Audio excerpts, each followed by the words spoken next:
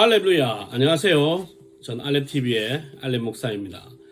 자, 오늘의 주제는 교회는 목사님 건가, 목사님은 부자들인가 라는 이야기입니다. 제가 목사 아들이거든요. 저희 아버지께서 목사님이세요. 올해가 2020년이니까 2021년에 저희 아버지는 은퇴하십니다. 제가 어릴 때, 특히 초등학교 때 많이 들었던 이야기 중에 하나가, 항상 친구들은 제게 이렇게 물어봤어요. 너희 집 부자냐?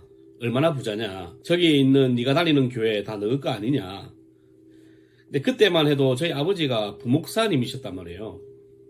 담임 목사도 아니고. 그런데 친구들이 보기에는 제가 매일마다 교회에서 살고 교회에서 지내고, 저희 집은 따로 있음에도 불구하고 자택이 교회에서 어릴 때 놀았단 말이에요. 그리고 자기들 보기에는 목사님이라고 하니까 주지스님 같은 개념으로 보였나 봐요.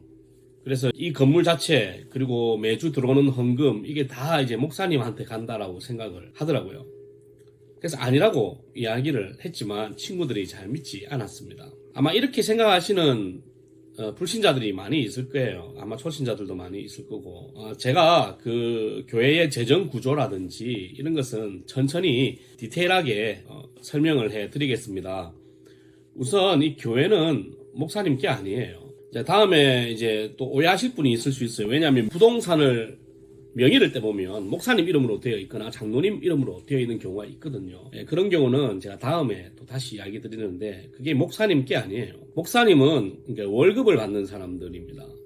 매달마다 일정 금액의 월급을 받는데, 보통은 교회 규모나 재정 상태에 따라 월급이 다르겠죠. 근데 우리는 일해서 받는 돈이라고 해서 월급이라고 부르지를 않아요. 하나님을 위해서 헌신하는데 돈을 받기 위해서 헌신하는 것이 아니라 우리가 생명 다해 내 인생을 다 바쳐서 주의 일을 하는 거예요. 그러면 이 교회는 어떻게 하든지 주의 일을 하시는 그 목사님과 교역자들이 굶어 죽지 않도록 생활을 할 수는 있도록 옆에서 서포트를 해줘야 되는 의무가 있어요. 그래서 그 의무감을 가지고 열심히 일하시는 목사님들, 그리고 평생에 걸쳐서 설교를 하시는 목사님들을 돕기 위해서 살 수 있도록 금액을 책정해서 드리는 거예요. 그러니까 이 월급하고는 다른 거죠. 내가 얼만큼 열심히 일해서 내가 이렇게 일했으니까 이만큼 줘가 월급이잖아요.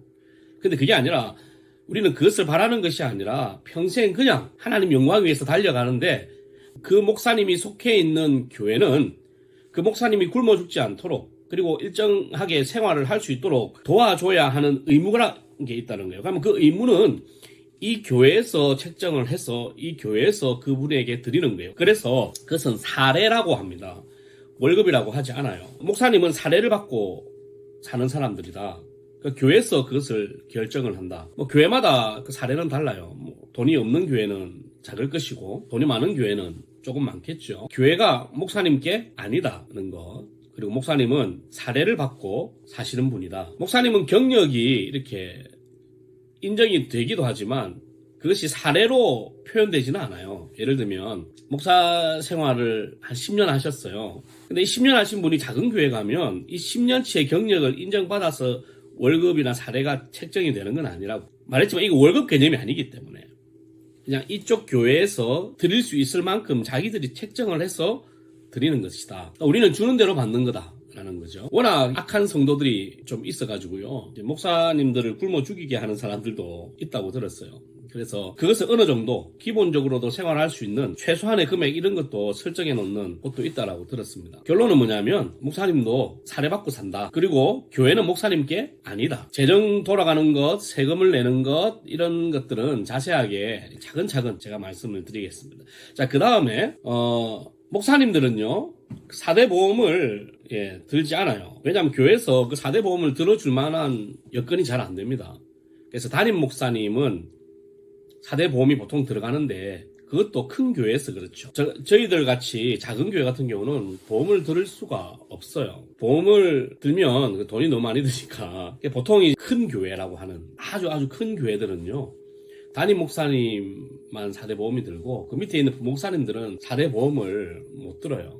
목사님들이 겉보기에는 멋있잖아요. 다 양복 입고 다니니까. 근데 옷은 양복하고 체육복밖에 없어요.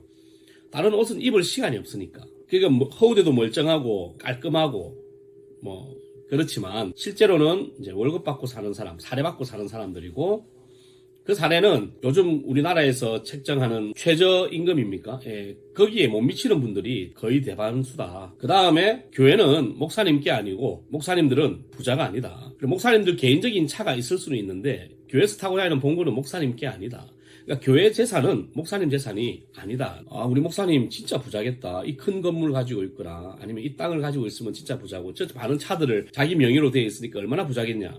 아니에요. 자기 명의로는 되어 있는데 자기 게 아니에요. 그러니까 세금만 엄청나게 나가겠죠. 근데 왜 그러면 명의로 되어 있느냐? 예, 그거는 제가 차근차근 말씀을 드리겠습니다. 요즘은 목사님들이 오해를 많이 받고 또 세금 폭탄을 많이 받아가지고 이 명의를 법인으로 돌리는 교단이나 교회도 많이 있습니다. 그래서 그거는 다음에 제가 차근차근 말씀을 해드리도록 하겠습니다. 하여튼 결론, 교회는 목사님께 아니다. 혹시 우리 목사님 진짜 부자던데 그거는 재산을 많이 물려받았거나 그렇겠죠. 그건 원래 그 사람이 돈이 많은 거예요. 근데 99%의 목사님들은 처음부터 돈이 없어요. 돈이 없는 상태에서 집도 없고 주는 대로 살고 주는 대로 받는다. 그렇게 힘겹게 살아가면서 교회를 섬기는 분들이 목사님이시다. 큰 교회는 담임 목사 정도만 4대 보험이 들어가고 부목사님들은 4대 보험을 줄 수가 없어요. 저희들 같은 작은 교회는 당연히 담임 목사도 4대 보험이 없어요. 그러니까 4대 보험도 없는 목사님들, 목사이기 때문에 어쩔 수 없이 양복 입고 다녀야 되고 차를 몰고 다녀야 되고 하는데, 근데 그 차도 승용차는 자기 것이 있을 수 있죠. 하지만 봉고차나 교회 차는 자기 게 아니다는 거. 그리고 교회 건물은 더더욱 자기 게 아니다. 그러니까 목사님이 교회에 머무는 시간이 긴 것은 사무실이 거기 있기 때문이다. 그렇게 생각하시고, 일반 회사하고 조금 다르긴 한데 비슷한 점도 많이 있습니다. 대신에 회사보다는 훨씬 월급이 작죠. 월급으로 본다면.